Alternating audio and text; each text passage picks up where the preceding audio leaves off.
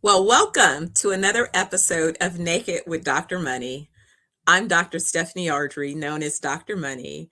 And Naked with Dr. Money is my weekly vlog where I share a little bit of the details of one, how I'm managing my mindset as I build a startup organization and raise capital for this global organization, real time. And as I navigate the same waters that you are, along your journey and doing so in such a way that I claim the love, joy, and happiness, about the process, even the parts of the process which may not be my favorite parts of the process, but they're part of the process nonetheless. So I find joy in the process, as well as recognizing that along our journey in terms of delivering wellness outcomes for each of you, it's important that we take a holistic approach. And that is, we work on helping you address your mind. This is identifying where you may have suffered or experienced emotional trauma. And guess what? We all have.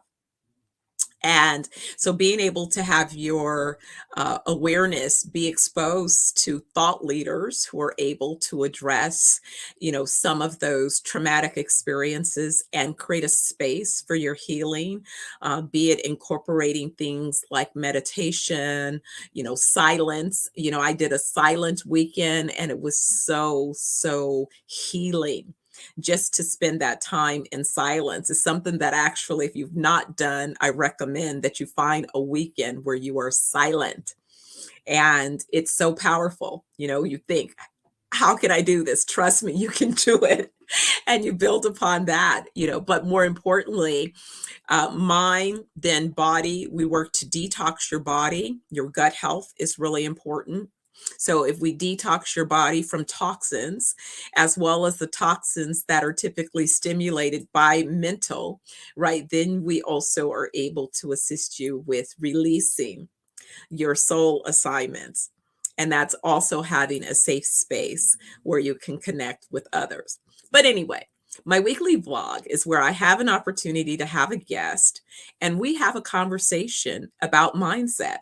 We talk about how mindset can either be, for them, they'll let me know if mindset, in their opinion, is the product of their nature, how they were nurtured, or a little bit of both. Then we talk about how mindset contributed to the motivations, and then more importantly, how those motivations contributed to manifestations. So I'm excited today because today I'm having a conversation with a gentleman that I haven't had a chance to catch up with for a bit. Quinten Washington. We met a few moons back, and I'm so glad we did. We occupy, similar the space of real estate development. He's the president and CEO of Quintessential Construction Managers and Consultants. I having a background in real estate development, appreciate the need for and being able to work with smart teams of organizations. And you often need construction project managers, be they for your own project, or if it is that you're working on a project that's a publicly funded project, you must have a third party to evaluate to make sure that there's a safe liaison between both sides of the plan to make sure that scope, schedule, and budget are in alignment. To me, I pride myself as a development expert. I always tell folks, although I've been on the development side and we were a builder developer, I don't pretend to be a construction manager. I'm a development, executive. And so I work well, though. I know how to play in the sandbox with the other professionals. So Quinten impressed me early on when we met, and definitely I'm grateful that we've remained in contact. So without any further ado, I'm going to bring on Quinten. Hey there, sir. How you doing? I'm doing wonderful, wonderful today. All the way out here in Washington, D.C. Yes, out in you said in the DMV area, so nice, Yeah. Washington, D.C. But you originally, you're from Houston. Well, I was born in Houston, Okay. okay, but by way of Chicago, on the south side. Uh, Okay. we migrated to Los Angeles, California, where Got it. um, I guess got friends from first grade all the way through college that, you know, during the time that I spent there. I've actually lived here in what I call the DMV for longer than I had lived in Los Angeles, actually, at this point in time in my life. You know, that's That's a funny thing. My son says that to me because I say, you know, I'm from the Bay Area, but I moved to Southern California for, you know, a significant birthday. And my son is like, you're not from the Bay Area anymore. You've been in LA, you know. I'm like, no, you're always from your home. Look, you know, my stomping grounds, home is home. yeah, yeah, that's usually where I start out when people ask me, you know, because they'll look at me and like, where are you from? And then I may say Los Angeles, and they said, no, you're from somewhere else. Exactly. I say Houston, and they say, Yeah. that's what I That's what I thought. There's something else. No, because truthfully, so I last year was the first time I had an opportunity to visit Houston. I had been planning to go over the last few years because a friend of mine's, her uncle is the mayor. So when he first was elected in, I was like, oh wow, that's perfect. That's a great opportunity. Houston must be growing. And I'd heard a lot, but you know, I hadn't had a chance to visit. And I said, be careful what you say, because lo and behold, I was flying back and forth to Jamaica. And I uh, literally ended up having to stop on a layover, and the layover somehow or another they missed. So I had to spend a night in Houston. uh, And I was like, I know I okay, said I wanted to visit Houston, but I don't mean on overnight at a hotel just to catch a flight. Like, I want to visit the town and meet the people, you know, and see yes, what it's all about. But there's definitely something about, as they say, Southern charm, and more oh importantly, yes. I would say even your disposition. You don't come across, I would immediately go with everyone else, you're not from LA. Okay,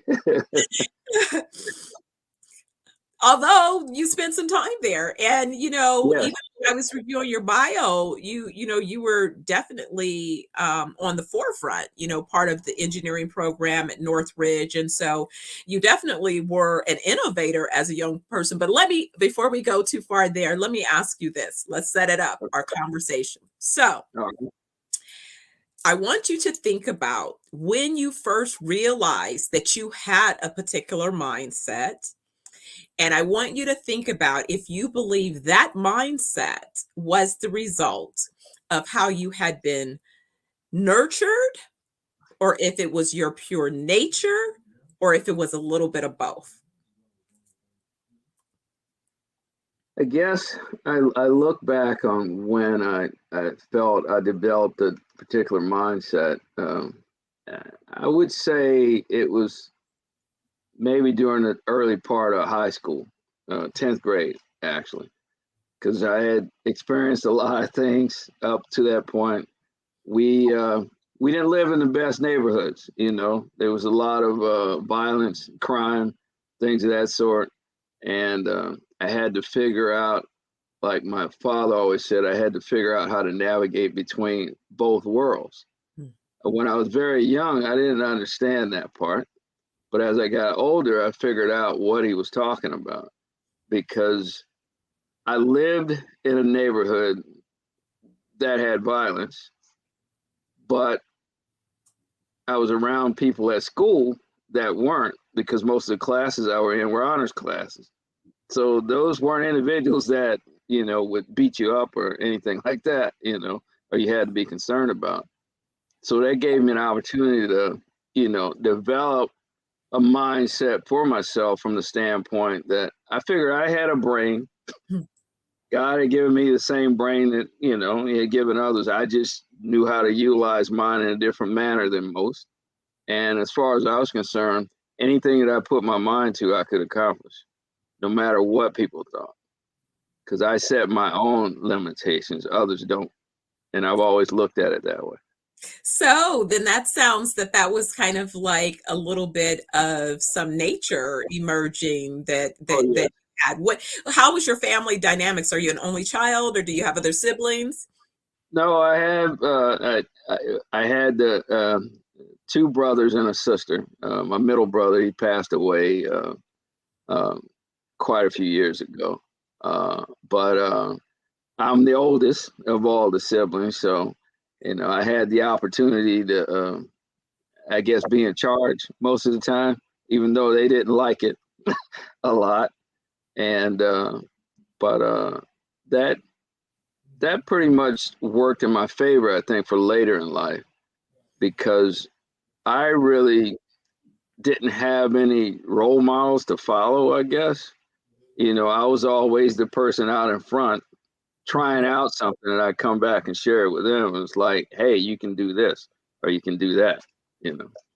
So what was your family's, thoughts about, some of your basically being a bit of a maverick, if you will, going out into uncharted territories? Was it like, look at our and being the firstborn, right? Was there certain Mhm. pressure on you're the leader, so we're expecting you, to develop your leadership skills, or was it just kind of by default because the family is moving so fast and everybody has to fall in position, and if and if leadership is something that you naturally seem to grasp, then step in and make it happen. Yeah. Which do you say would be more of how you found yourself in your leadership role? It was more or less by default because, I sort of led by example. I have cousins that basically ended up following me on into college, and they will always, look at me as if, that's the first one that went and graduated. So we're trying to, emulate what he's done. We're trying to accomplish what he's accomplished. And I still deal with that to this day when I see them. Even their children look at me and they say, so you're the one that was the first one to do this. And it only takes one, right? And that's, I Yes. think, the thing that sometimes people forget is it depends. So, as much as I, can relate to being the maverick, I was an only child for, many years. And then my mother, decided to help her brother, in raising his child. Mm-hmm. So that, was a different set of experiences, but pretty much my ideals had been formed, because I had been able to experience, who I was, and also just the relationship that my mother and I created. Her being a young single mom, that's a different journey. She was 18 when It she had is. me. So she's still learning how to become an adult herself. And so those early years, I experienced, that journey, in terms of what it Mm-hmm. looked like. And the different, but the thing being is that because I was a female, even though on one hand I was encouraged to be entrepreneurial and create my own path, there also Uh-huh. were boundaries that I wasn't supposed to go beyond. And see, I went beyond. And so Uh-huh. instead of being applauded for that, I was often criticized for that because it didn't look like, well, you're supposed to be, as my grandmother said, I've been in all the honors classes and all those things because I was, planning to go to Berkeley and all of these things. And then my mother was like, Mm-hmm. great, no, I need you to get a job so you can help pay the Mm-hmm. mortgage. Like, dang, you could have told me that like back in fourth grade, fifth grade, I would have taken all these gate classes. Like I could have had a whole different school journey had you said that Yeah. sooner, right? But since you made me do all the hard classes, and then Yeah. now I said, at least let me negotiate something. And so that's how I ended up negotiating. Well, at least let me get a 2-year degree. Mm-hmm. I'll finish the rest of my education on my own dime, right? So a lot of Yeah. people have said, oh, you got 2 doctorates, you just must be. It's like, no, this was a commitment at Yeah. 15 that I made to me. It ain't got nothing to do Yes. with you. It ain't got nothing to do with impressing. This is Exactly. Stephanie's commitment to Stephanie. But that mindset, right? Because I've been knocked down several times. And what I Mm-hmm. realized along the journey, thankfully very early, was that to be an entrepreneur, I had to invest in not only my technical expertise, but I had to invest Mm-hmm. in something else that would motivate me to want to execute on these uncertainties, kind of even against the odds, and I know some of it was even harder because I was in places that it was okay if it was a guy, but guys were yeah, just entering some of these boardrooms. So how dare you try to leapfrog some of the guys and be in the room? We're not ready for a woman yet in the room. yeah. In construction and real estate development, I say I learned how to curse properly because it's not a place for you can't have thin skin. No, you Um, can't. because you're talking about hundreds of millions of dollars on the line. I control $1 billion, multi-billion-dollar portfolios, and you want to see how really and who's emotional. Start messing with some hundreds of millions of dollars of projects that Yeah, you'll see some emotions fly real fast. And politically correct is not even in the room anywhere. Forget out the window. It never it was never part of the process. I know this, through your own oh experience. yes, most definitely. In construction, happens all the time. Oh my There's a goodness. different way you handle yourself out in the field than you handle yourself in the office, and sometimes the two get crossed. Yes. Yes. And they'll kind of look at you like, you're in the office now, not out there. Oh I said, man. Oh but man. you did something that took me to there, and I'm trying to make sure you understand what we're trying to do here. Oh, absolutely. I remember being in the boardroom where, well, one time I wasn't in the room and I don't know what they were slamming, but it sounded like somebody was being slammed up against the wall. I was like, oh my God, oh my God, what's happening in that room? Right. Yeah. And then, definitely being in another room where I called in, my engineering team and I Hmm. asked them to solve a particular problem. And, again, in this organization, I was the first woman of color, the highest Yeah. rank. They Not were trying to always listen to you. to test me, right? So Yeah. I remember this one standoff where, the architect, they're so arrogant, they're big, whatever. And so he had not solved the problem. And so my rule is, look, I'm not paying you to drive to my office to talk to me about something that I told you to come to my office with a solution. So I said, pull out the tracing paper. We're gonna fix it right now. They were like, I'm like, yeah, since you didn't do it at your office before you got here, if I'm paying you to be here, you're getting ready to fix it right now. They were like, okay. So they started calling me after that. They were like, Miss Memo, better read her memo because she's not playing about what we better have when we show up at. And then guess what? Because guess what? Also, I was making sure that they received their checks on time. There we So go. there you Mhm. go. Guess what? So I do expect you to deliver the product. Like, are you guys gonna punk me like this? Like, I'm just, you know, oh yeah, we're gonna go on another expensive drive and get lunch and get another Porsche. I'm like, oh no, no, no, you're not. Not on my watch. Not on my Yeah. watch. But always being tested. And so it's amazing because for me, real estate development was a career change. And when I think about it though, the only reason that I could make the change and survive was that they may have thought it was a job for me, whereas for me, it Mhm. wasn't that. It was a means to an end. And Yeah. so I promised myself that I was going to have my own global development company. But at this point, I was going to learn development. So it was like, I was determined. Just about there was not. Of course, I stepped in there, prayed up every day, like Lord, please, Yeah. please don't let it get too crazy today. But you know what I'm saying? But it was like, it was that they couldn't figure out because trust me, they tried everything they could, but my technical skills were so solid that it was Yeah. really me perfecting my mindset. I realized that that's what it was. It was a test of mindset.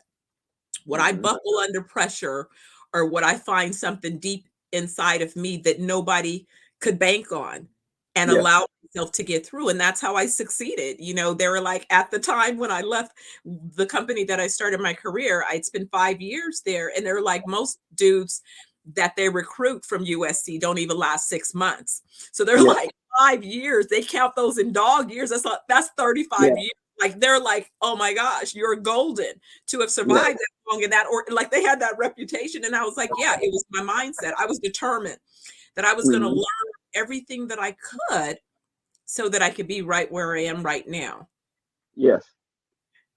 But the And you're emotional, absolutely right, because I sort of did the same thing, because I actually started my career when the PCs were first coming out, and we had like one on each floor at the office building that I was at, and you had to sign up to be able to use it. Now, granted, those didn't do a whole lot back during that time, but I made it a point to sign up and take out time to get on it, and that led to other opportunities. The other thing that I looked at was that I found out that managing personalities was also very important, because what I noticed, I would observe individuals that were assigned to different projects, and they were always clashing with whoever the client was. Mhm. And then they would ask them to be removed. Okay. I kind of figured out how to navigate things just based on my upbringing, because you have to handle yourself when you're in some of those situations and figure out how to diffuse different things. Sure. And that has worked to my advantage all along. I mean, sometimes I would even raise my hand when they talk about a project that was in trouble. And they're looking at me like, dude, did you not hear what they said? It's a problem over there. I said, yeah, but I think I can go there and fix it. And usually I would. It And was it. that's amazing. That's amazing, because then that's Yeah, a confidence in your attitude. When we talk about it, I yeah, remember I was exactly. interviewing, I was telling someone about at one point in my career, I interviewed for an opportunity with John Lang Holmes, and Mm-hmm. their urban division was based out of the South Bay. And at that point, I lived in Orange County. And so they had a philosophy as an organization that they didn't want Mm-hmm. their executives dealing with that type of commute. So they would Yeah, not hire me in a permanent position that would require that type of commute. So instead, they ended up giving me a contract. But I remember okay. when I was interviewing and we were talking about what's a project executive. And it's like Mm-hmm. a project executive that is successful with bringing a project within the scope, schedule, and budget. Those are technical skills that we all Yeah, kind of get to at a certain yeah. point. Mm-hmm. The decision that you're making is, am I a good fit, both culturally within the organization and culturally with the contracts, the clients that you're doing business with? That Yeah, is at this point where the decision lays, and so they're yeah. like, wow, they were like, wow, we see, kind of why I'd had the track record that I had, but still, Black women at that point were not in the role. That We're is correct. Yeah. almost 30 Mm-hmm. years ago. So I Mm-hmm. was, on the forefront of, my son is 27. So 24 years ago is when I Yeah. started my career. And I remember going down to building and safety in Los Angeles. And I think I had about $5 million of not to exceed checks, paying for permits with my engineers and stuff. And I remember initially approaching the counters and literally having staff completely ignore me Oh, yes. until they realized that I was the one writing the check. Mm-hmm. And then that started to shift the dynamics, and because of my approach of saying, well, I was going to learn about each of the disciplines. So if I started off with my civil, by the time we went through 2 rounds of uh, plan check and corrections, heck, I could just about make the edits myself. The same thing with like all of my trades. I went through Yeah. all of their process because I was writing the checks. So Yes. you're not going to pretend to tell me that the corrections were X. No, I was right there at the counter. Yes. And then I changed it to be Y because that was a better way of saving us time and money. So that's how Mm-hmm. we're going to do it. And by the way, on your follow-up notes, you missed these 3 things. So they were like, oh my gosh, they started calling me Miss Memo, but I'm like, that's okay. Because guess what? Not Yes, ma'am. like, don't mess with me, guys.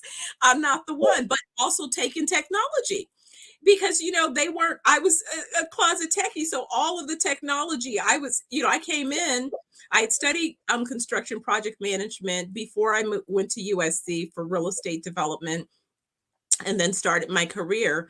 So I had, we had studied softwares for managing your project, but then I get into this big firm and they're not using any of this technology. No, And it's like, wait a minute, probably. you guys are making it way harder than it needs to be. There are tools. Exactly. Yeah. We can do this a little bit differently and we could have a little bit better approach. But it came down to, that mindset and that willingness to continue to evolve.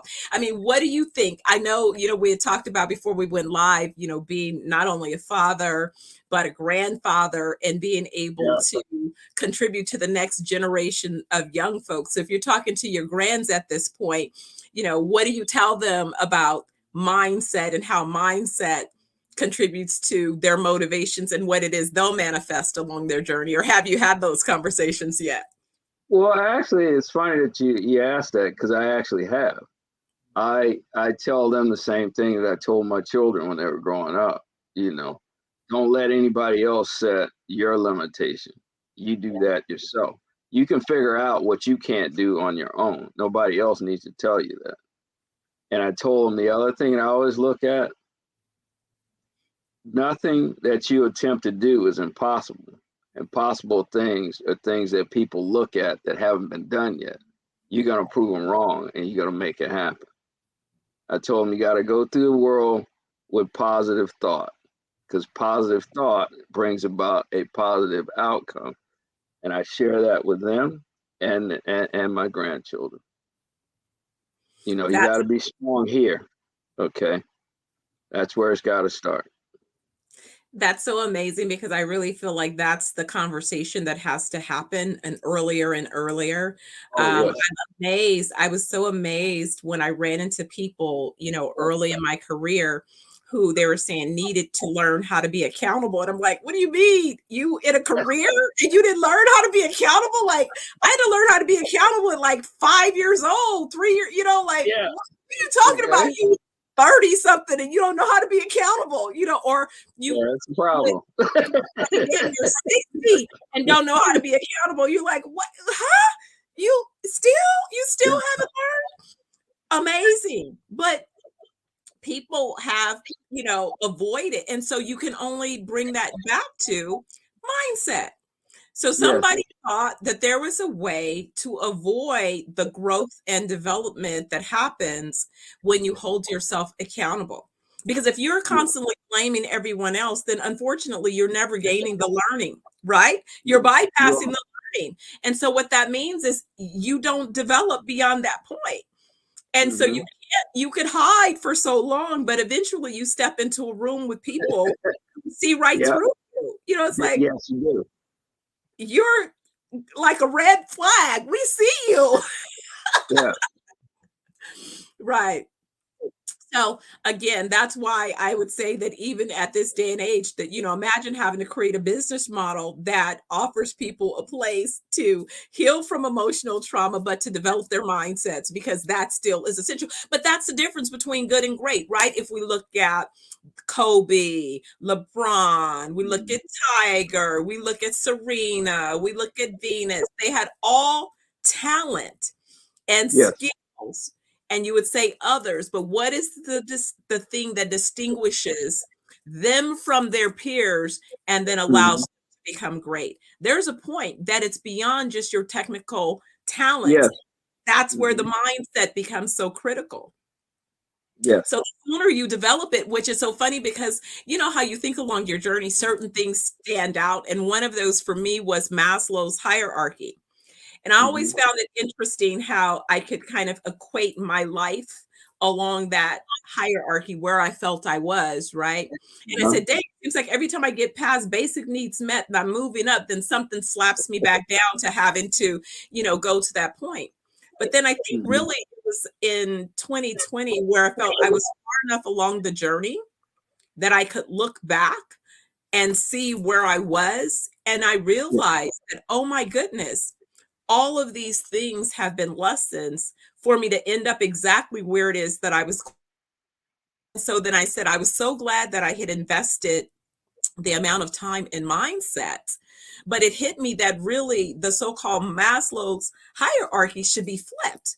We should begin with mindset, because if you master mindset, everything else will take care of itself. But it's the fact that you don't master mindset and you save that to last is why the journey is such a struggle along the way. I mean, is that kind of Well, what's your experience, along that? Would you say that it was the mindset? It was a mindset, most definitely. Because I can remember in college, in school of engineering, we got there and they basically looked at it because we were people of color. We weren't as smart as some of the others.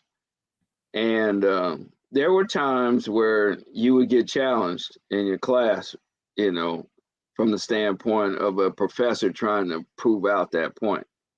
But the thing is, if you were weak-minded, you would let that affect you to the point where maybe you wouldn't attempt to do some of the things you had done. But I never looked at it that way. I always figured I was going to try to figure out a way to flip it and show them that, hey, you're wrong. That may be the case for others, but it's not the case for me. And doing that, I gained the respect of a lot of the professors that I had. Even more, even to the point where one of them said something that today would be, considered. He said to me, "You must have some white in you." Wow. And I was like, "What do you say?" Wow. And then so the way I flipped it, I says, "Well, yeah, I guess during slavery, the slave masters, they had their way with our women. So Yeah. that's very well possible." That just messed him up. He didn't know how to deal with that. He was done with me after that Exactly. point. But I Exactly. was like, I can't believe he said something like that. Mm-hmm. Oh, because I'm showing some intelligence. Oh, that's because I have white in me. Really? I Right. That can't shows his be level that of way ignorance. because I am, you Yeah. know? Yeah. Yeah. Yeah. But those are always, people, again, it's, junk in, junk Yes. out. So if you've been There fed you go. junk that Yes. someone has told you is history and Yes. it's their story, forget facts, right? That's Facts. correct. Yeah. You know, as I have a cousin, he says, don't try to confuse me with the facts. My mind is already made up. It's like, Okay. gotcha. Yeah. Gotcha. You're right. Yeah. That's all I would Yeah. be doing is facts. Facts are Yeah. not, do not make up any of your statements. Got it. So I'm not Yeah. going to waste my time having a debate with a fool, right? It's like, Yeah. but letting the fool know you're on notice. I see Yeah. you. I see you. I see. Yeah. You better know you're seen in this particular situation. No, that was, I think, the gift that my mother gave me as a young kid. She told me that, look, you evaluate yourself Mm-hmm. and you evaluate the people that are supposed to be teaching you because they work for you. And if they're Yes, not they doing do. a good job, you need to put them on notice that they need to perform better. That's what they're getting paid to do. Don't treat it like you're there and they're all empowered. That allowed me to be in a situation where, being mistreated. I wrote in college and had a teacher fired. And the, Mm-hmm. the administration, they were like, well, who wrote the letter? I was like, I wrote the letter. But they were like, wow. And it was like, Yeah. guys, uh, yeah, I was on my way to UC Berkeley pre-med. Like, what the heck are you talking? Like, Yeah. come on now. Yeah, I could write a letter, but my mother taught me the power of the pen. So Yeah. absolutely, they're like, yeah, she's out. We can't even. There was like, we cannot even pretend to respond to this without litigation. Later in my journey, Yeah. a professor, Mm-hmm. definitely, and it's kind of like, it's sad because it's the ones who, we hear these sayings, better to be thought a fool than to open your mouth and remove all doubt. But of course, that's the one that's throwing the darts. And you're like, huh? You Yeah. can't even properly articulate. You look like you just walked in from one of your hippie slumbers. And you're talking to me about what? Yeah. Like, Yeah. really? Like, do you hear yourself? Like, before social media, because these are the things that would have gone viral if we had Oh, a yeah. chance. I'm saying, if Mm-hmm. only I had social media, back then, that would have Yeah. aided in shutting some folks down, their stupidity. But anyway, but yeah, Yeah. no. So Quinten, it's amazing how fast a 20-minute conversation goes. And believe it or not, our conversation has gone. But it's been so delightful to speak with you. What do you see? What's on the horizon? What do you see, next with your business?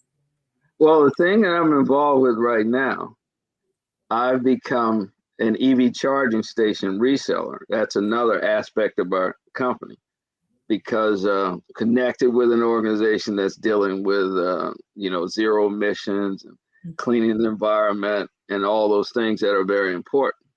But my focus also is on some of these communities that are overlooked, that have these diesel powered and gas powered trash trucks coming through. You got kids with asthma and things, other sicknesses, because of the the emissions in the area that aren't affecting kids in other more affluent areas, because they're the ones getting electronic trucks and things coming through, and we still have the the gas powered stuff smoking up all the streets. So I'm looking at it from the standpoint that I want to get involved with that aspect of trying to clean up those areas and bring some knowledge and understanding to individuals in those areas that they consider disadvantaged, to understand the importance of trying to change things, and also working with local governments to try to do that as well. So That's excellent. I think that definitely providing those opportunities, and I would expect in rural communities as well. I've been putting together yes, an initiative to reach out to farmers, in yeah, particular, and expand our ecosystem, so we're in yeah, wellness resorts and organic farms. So organic yes. farming. Yeah. Yeah. And it's Excellent. funny that you should mention that, because just before our call today, I actually had a meeting with some individuals, and we were talking about that same exact thing in the rural communities. Yeah, Yeah. Yeah. Well, good. Well, I hope that we'll catch up again and I'll sure. be able to have you back for a check-in, but more importantly, offline. It looks like I need to have a sidebar conversation and see where some Yes, of our business deals intersect. I was asking you offline about if you were doing any construction project management around the world. I may want to discuss a few possibilities on some of my projects, because sure. I'm always, again, looking at expertise, but I'm recognizing, even as I go out into some of these markets, that there's just some gaps. There's gaps in sometimes experience and knowledge, and Oh, yes, most definitely. where I come from, being on the better finance side of the house in terms of development, I certainly have development expectations in terms of how we go about executing our business plans. And in my first phase, I'm dealing with more acquisition and repositioned assets, but I will be doing ground up. I Okay. want a little bit more of a lead time, for the ground up projects, just because of, I know all of the details and how meticulous I have to Yeah, be with putting all of those pieces in place, and the type of bench that I need to have available to execute. yeah. It's Looking forward to the opportunity. Absolutely, absolutely. Well, thank you again. If anybody wanted to reach out to you, how should they do so?